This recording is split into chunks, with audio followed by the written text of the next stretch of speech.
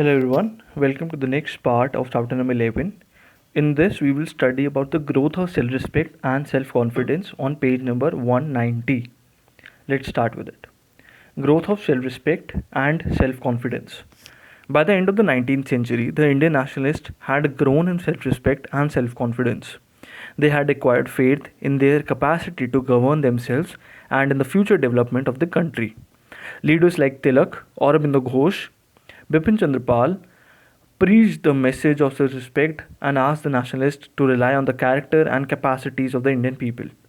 They taught the people that the remedy to their sad condition lay down in their own hands, and they could and they should therefore become fearless and strong.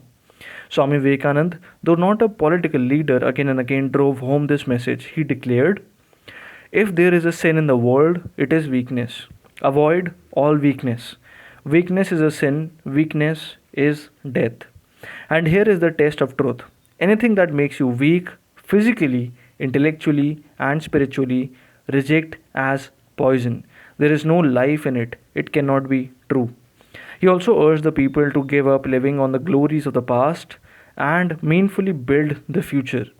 When, O Lord, he wrote, shall our land be free from the eternal dwelling upon the past? The belief in the self effort also created an urge for extending the national movement. No longer should the nationalist cause rely on a few upper class educated Indians. Instead, political consciousness of the masses was to be aroused. Thus, for example, Swami Vivekananda wrote, "The only hope of India is from the masses. The upper classes are physically and morally dead." There was the realization that the only masses could make the immense sacrifices needed to win freedom. Growth of education and employment.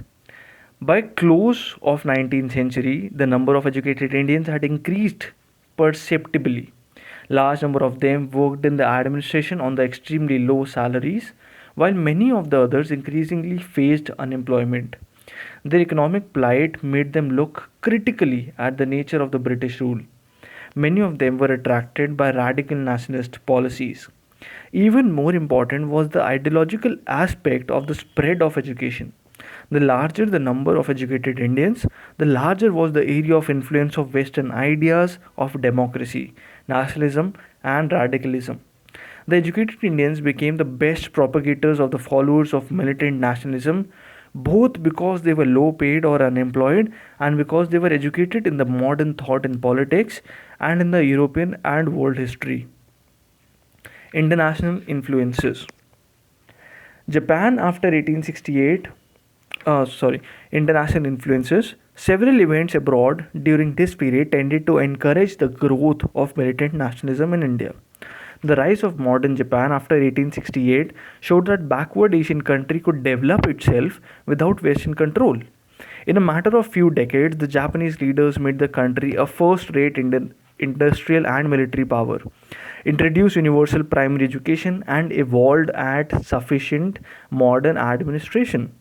The defeat of the Italian army by the Ethiopians in 1896 and of the Russia by Japan in 1905 exploded the myth of European superiority. Everywhere in Asia, people heard with enthusiasm and the news of the victory of its small Asian country over the biggest military powers of Europe. The newspaper, the Karachi Chronicle of 18 June 1905, expressed the popular feeling as follows: "What one Asiatic has done, others can do. If Japan can drub Russia, India can drub England with equal ease. Let us drive the British into the sea and take our place side by side with the Japan among the great powers of the world." Revolutionary movements in Ireland, Russia, Egypt, Turkey, and China, and the Boer War in South Africa convinced the Indians that the united people willing to make sacrifices could challenge even the most powerful of the despotic governments. What was needed more than anything else was a spirit of patriotism and self sacrifice. Thank you, everyone. We will again start with the next part, that is existence of militant nationalist school of thought, in the next video. Do tune in and thank you for listening till the end. And yes, all the best for your exams, and do subscribe and share to this channel. Thank you everyone.